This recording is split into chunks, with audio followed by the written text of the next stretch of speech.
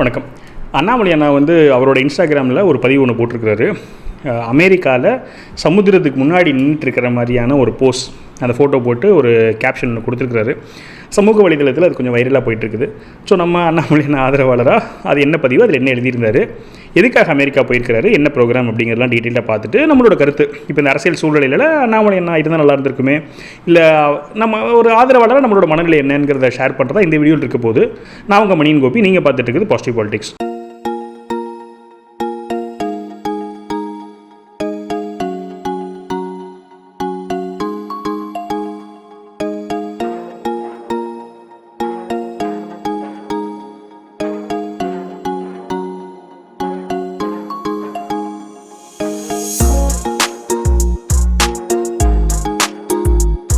எல்லாத்துக்குமே ஒரு ஆச்சரியம் என்னன்னு சொன்னால், ரிசல்ட் அப்போ அண்ணாமலை நான் ஸ்ரீலங்கா போயிருந்தார், ஸ்ரீலங்கன் பிரசிடெண்ட்டை பார்க்குறதுக்கு. அதுக்கப்புறம் இப்போது இந்த இதெல்லாம் நடந்துகிட்டு இருக்கும்போது அண்ணாமலை நான் அமெரிக்காவில் இருக்கிற அப்படி.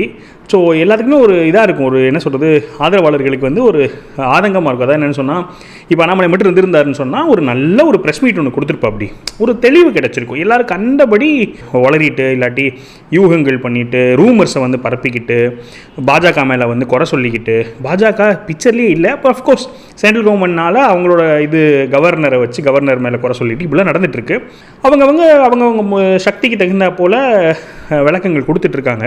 இப்போ தான் ரீசெண்டாக இந்த எதிர்த்தரப்புலேருந்து, அதாவது என்டிஏ சொல்லலாம், என்டிஏலேருந்து அம்மா மக்கள் முன்னேற்ற கழகத்தோட தலைவர் டிடிவி தினகரன் அவர்கள் ஒரு ப்ரெஸ் மீட் கொடுத்தாரு. அது மட்டும்தான் இப்போதைக்கு இருந்துச்சு ஒழிய மற்றபடி எதுவுமே இல்லாமல் இருக்குது. இப்போ நீங்கள் யோசிச்சு பாருங்கள், தமிழ்நாடு இவ்வளோ குழப்பத்தில் இருக்குது. இளைஞர்கள் தான் ஓட்டு போட்டுருங்க, இளைஞர்கள் அவ்வளோ பேர் குழப்பத்தில் இருக்காங்க. எந்த லீடருமே ரெஸ்பான்சிபிலிட்டி எடுத்து ஒரு விளக்கம் கொடுக்கலன்னு பாருங்களேன். முன்னாள் முதலமைச்சர் ஸ்டாலின் இருக்கட்டும், அவர் பெருசாக பேசல, அவர் தொகுதி போய் ஏதோ தேங்க்ஸ் பண்ணார்னு நினைக்கிறேன். இபிஎஸ் அவர்கள் அவரும் எதுவும் பண்ணல. நான் அவர் கட்சியை காப்பாற்றுறது தான் அவருக்கு காலங்காலமாக அவரோட தொழிலாக இருக்குது. பிஜேபியிலேருந்து பிஜேபி தலைவர் நயினார் நாகேந்திரனாக இருக்கட்டும், இல்லை முன்னாள் கவர்னர் அவங்க ஒரு வீடியோ மட்டும் போட்டாங்க, சும்மா என்ன பிரச்சனைங்கிறத விளக்குறது, ஒரு யூடியூபர் மாதிரி ஒரு வீடியோ இருந்தது. அதுக்கப்புறமா இப்படி யாருமே, விஜய் அவர்கள் பாருங்களேன், இவ்வளோ ரெஸ்பான்சிபிலிட்டி கொடுத்துருக்காங்க, இவ்வளோ மக்கள் ஆதரவு கொடுத்துருக்காங்க. இன்னும் மோடிஜி எப்படி மக்களை பேசும் அந்த மாதிரி இன்னும் அவர் பேசவே இல்லை. பொறுமையாக அவர் ஜெயிச்சு முடிச்சு எல்லாம் ரெடி ஆகிட்டு பேசுவார்னு நினைக்கிறேன். விஜய் பேசல, ஸ்டாலின் பேசல, இபிஎஸ் பேசல, நயினார் பேசல, யாருமே பேசல. பாமக அவர் தான் பேசுகிறார். அவரும் எதுக்காக தான் பேசுகிறாருன்னு கேட்டிங்கன்னா, அவரோட எம்எல்ஏ போச் பண்ணிட்டாங்கன்றதுக்காக பேசுகிறார். ஸோ நோபடி இஸ் தேர் இப்போ ரைட் நோ. இந்த குழப்பத்தில் தீக்க எல்லாம் செல்ஃபிஷ் ரீசன்ஸோடு தான் இருக்கிறாங்க. ஆனால் டெஃபினட்டாக அண்ணாமலை அப்படி இருந்திருக்க மாட்டேன். அப்படி ஏன்னா நம்ம கரூர் இன்சிடென்ட்லேயே பார்த்தோம், அவர் தான் ஓப்பனாக தெளிவுபடுத்தி என்ன பிரச்சனை எல்லாம் பேசினார். அந்த மாதிரி இப்போது டெக்னிக்கலாக பேசுகிறதுக்கும் ஆள் இல்லை, குழப்பத்தை தீக்கிறதுக்கு ஆள் இல்லை, ஒரு மாரல் ஸ்டாண்ட் எடுக்கிறதுக்கு ஆள் இல்லை. லிட்ரலாக லீடர்லெஸ் மாதிரி ஆயிடுச்சு இப்போது. அப்போ இந்த ஆதங்கம் இருந்துட்டு இருக்கும்போது அண்ணாமலை நல்லா இருக்குமே அப்படின்னு நினச்சிட்டே இருக்கும்போது நம்மள என்ன ஒரு பதிவு போட்டிருக்காரு. இப்போ நம்ம பார்த்துட்டு இருக்கீங்கன்னா அந்த ஃபோட்டோ தான். அந்த ஃபோட்டோவில் என்ன போட்டிருக்காருன்னு சொன்னால், quiet breeze away from storm அப்படின்னு சொல்லிட்டு. அப்போ என்ன அர்த்தம்னு சொன்னால், அமைதியான தென்றல் இருக்குது. எங்கேருந்து அமைதியான தென்றலோடு நான் இருக்கிறேன், எங்கேன்னு சொன்னால் புயலுக்கு ரொம்ப தூரம் தள்ளி அப்படின்னு சொல்லி அர்த்தம். எதுக்கு அப்படி சொல்கிறாருன்னு சொன்னால், அஃப்கோர்ஸ் தமிழ்நாட்டில் எலெக்ஷன் ஒரே புயலாக இருக்குல்ல, யார்கிட்ட போகிறோம், என்ன ஆக போகுது, ஏடிஎம்கே உடைய போதா, ஏடிஎம்கே டிஎம்கே கூட்டணி பிள்ளை என்னென்னோ பேச்சுவார்த்தை நடந்துட்டு இருக்கு. அப்போ இந்த மாதிரியான ஒரு புயலிருந்து நான் தள்ளி இருக்கேன், ஒரு அமைதியான தென்றல் இருக்கேன்னு சொல்கிறாரு. அதிலே ஃபஸ்ட்டு ஒரு சந்தோஷம். என்ன சந்தோஷம்னு சொன்னால், அப்பா அவராது நிம்மதியாக இருக்கட்டுமே, he deserves that peace and happiness அப்படிங்கிறது ஒரு தாட்டு. தமிழ்நாடோட எதிர்காலத்தை நினச்சா ஒரு வருத்தம், என்னடா எப்படி இருக்கேடான்னு சொல்லிட்டு. நல்ல படித்த தலைவர் இருக்கும்போது இந்த மாதிரி சுயநலவாதிகளோட இல்லாட்டி பெரிய லாங் டேர்ம் விஷன் இல்லாத ரொம்ப ஒரு இப்படிப்பட்ட ஆளுங்க கிட்ட இப்படிப்பட்ட தலைவர்கள்கிட்ட தமிழ்நாடு மாட்டிக்கிச்சேன்ற ஒரு வருத்தம் தான். சரி, எதுக்காக அமெரிக்கா போயிருக்காருன்னு சொன்னால் அது ஒரு தகவல் இருக்குது. அதாவது Stanford India policy and economics club அப்படின்னு சொல்லிட்டு ஒரு கிளப் இருக்குது. அந்த கிளப்லேருந்து நடத்தக்கூடிய ஒரு ப்ரோக்ராம் இன்றைக்கி 9 மே 10 மே 2 நாள் அந்த ப்ரோக்ராம் நடக்குது அமெரிக்காவில். அந்த ஸ்டான்ஃபோர்ட் இந்தியா கான்ஃபரன்ஸ் அதில் பங்கு பெறதுக்கு தான் அண்ணாமலை நான் போயிருக்கிறாரு. பட் வேறு ஏதாவது ப்ரோக்ராம் இருக்கான்னு எனக்கு தெரியல. இது ஹூவர் இன்ஸ்டிடியூஷன் ஸ்டான்ஃபோர்ட் யூனிவர்சிட்டியில் நடக்குது.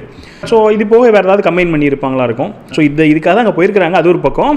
நம்மளுக்கு இங்கே என்னென்னு சொன்னால், எப்போ இவங்க பதவி ஏற்க போகிறாங்கன்னு தெரியல, எந்தெந்த கட்சியில் உள்ளே வரப்போகுதுன்னு தெரியல. இப்போ நம்ம பேசிகிட்டு இருக்க தருவாயில் சிவி சண்முகம் அவர்கள், விஜயபாஸ்கர் அவர்கள், அதுக்கப்புறமா வேலுமணி அவர்கள், இவங்க 3 பேர் சேர்ந்து தனியாக ஒரு மீட்டிங் போட்டுட்ருக்காங்க. மேஜர் ஜேர்னலிஸ்ட் யாரெல்லாம் சொன்னால், இப்போ அசோக் வர்ஷினி, தந்தி டிவியில் இருக்க அசோக் வர்ஷினியிலேருந்து நிறைய பேர் இந்த மாதிரி அடுத்து ஏடிஎம்கே டிவிக்கு கிட்ட போக போகுதுங்கிற மாதிரி சமிக்கைகள் கொடுத்துட்ருக்காங்க. டேரெக்டாக அப்படி சொல்லலை. அசோக் வர்ஷினி என்ன சொல்லியிருக்காங்கன்னா, ஏடிஎம்கே வெயிட் பண்ணி லைனில் அடுத்து வாங்க அப்படின்னு சொல்கிறாங்க. ஸோ அந்த நிலைமைக்கு ஏடிஎம்கே விழுந்துருச்சுன்னு வச்சுக்கோங்களேன். இதில் என்ன துரதிர்ஷ்டம்னு சொன்னால், நம்ம ஆதரவாளர்கள் மத்தியில் ஏடிஎம்கே விழுந்துருச்சு, அதுக்கு கீழே பிஜேபி கிடைக்குது. பரிதாப நிலை கொண்டு வந்து விட்டானுங்க. 24 வந்து மேன் ஆஃப் தி மேட்சாக இருந்த பிரதான எதிர்கட்சியாக செயல்பட்டு கிட்டத்தட்ட 100 தொகுதிகளில் செகண்ட் பிளேஸ் கொண்டு வந்த ஒரு கட்சியை இப்போ மொத்தம் 13 பார்ட்டிஸ் வந்து சீட்டு ஜெயிச்சிருக்காங்க, ஒரு சீட் அந்த மாதிரி. அதில் கிட்டத்தட்ட 13th பிளேஸ் கொண்டு வந்துட்டாங்க பிஜேபியை. ஸோ செகண்ட் பிளேஸ்லேருந்து 13th பிளேஸ் விழுந்திருக்கு. எவ்வளோ பாருங்களேன், 10 பிளேஸ் கீழே கொண்டு போய் போட்டாச்சு. ஸோ இப்போயும் இனிமேல் இப்போ இதுக்கு முன்னாடி அவர் 11% ஓட்டு எடுக்கும்போது இல்லாட்டி பிஜேபி வந்து டாக் ஆஃப் தி டவுனாக பிரதான எதிர்கட்சியாக செயல்படுத்திட்டு இருக்கும்போதெல்லாம் வந்து நீங்கள் ஏதாச்சும் ஒரு ஜேர்னலிஸ்ட் கிட்ட போயிட்டு, பர்டிகுலர்லி பிஜேபி ஆதரவாளர்கள் ஜேர்னலிஸ்ட் இப்போ ரங்கராஜ் பாண்டே பாரி இல்லை கோலாகலா ஸ்ரீனிவாஸ் இவங்கெல்லாம் வந்து அறியப்படுறாங்க. இந்த மாதிரி இவங்கெல்லாம் வந்து வலதுசாரி ஜேர்னலிஸ்ட் அறியப்படுறவங்க. அவங்க கிட்ட போய் நீங்கள் கேட்டிங்கன்னா பொதுவாக என்ன பதில் சொல்லிட்டு இருந்தாங்கன்னு கேட்டிங்கன்னா, முன்னாடி அவரும் ஒரு காரணம். முதல்ல இருந்து பிஜேபி எல்லாம் வளர்த்துட்டே வந்தாங்க. ஒருத்தர் வந்து விதை போட்டார், ஒருத்தர் தண்ணி வச்சார், ஒருத்தர் வந்து எல்லாம் பண்ணார். இவர் இப்போ என்ன பண்ணுறாரு, இவரோட பங்கு கொடுத்து இவர் அறுவடை பண்ணுறாருங்கிற மாதிரி சொல்லியிருப்பாங்க. அதாவது ஜஸ்ட் அனதர் லீடர்.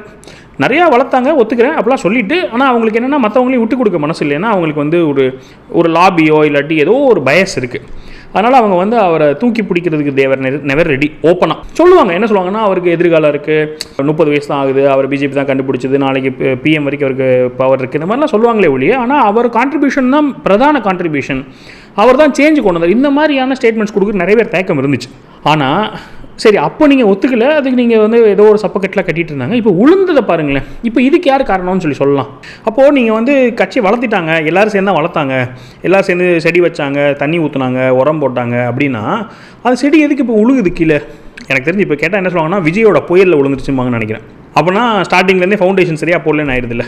இப்போ அல்டிமேட்லி இதெல்லாம் வெளிச்சமாக தெரியுது. இருந்தாலும் ஒரு சில அரசியல் காரணங்கள்னாலையோ இல்லை பயஸ்னாலேயோ வந்து ஒத்துக்க மாட்டேங்கிறாங்க. இப்போ அட்லீஸ்ட் வந்து இனிமேயாச்சும் பிஜேபி அட்லீஸ்ட்டு டிஎன்பிஜேபியில் என்ன நடக்கணுன்றதை புரிஞ்சுக்கிட்டு நம்ம அண்ணாமலை அவர்கள் போன்ற ஒரு தலைவரை பிரதானப்படுத்தி கொண்டு வந்தாங்கன்னா நல்லாயிருக்கும். சரி, இது எல்லாம் ஒரு பக்கம். அவர் அட்லீஸ்ட்டு ஹாப்பியாக ஒரு இடத்துல வந்து அவருடைய பயணத்தை மேற்கொண்டுட்டு இருக்கார் பீஸா அப்படின்னு நம்மளாம் நினச்சி சந்தோஷப்பட்டுக்க வேண்டியதான். அது உங்கள் எல்லாத்துக்கூடயும் ஷேர் பண்ணலாம். அண்ணாமலை நான் ஃபாலோவர்ஸ் எல்லாத்துக்கூடயும் ஷேர் பண்ணாங்க அந்த வீடியோ நோக்கம். உங்களோட கருத்துக்கள் பதிவு பண்ணுங்கள். நீங்கள் என்ன நினைக்கிறீங்க? மேலும் ஒரு பாசிட்டிவ் பாலிட்டிக்ஸ் வீடியோவில் சந்திக்கிறேன். வணக்கம்.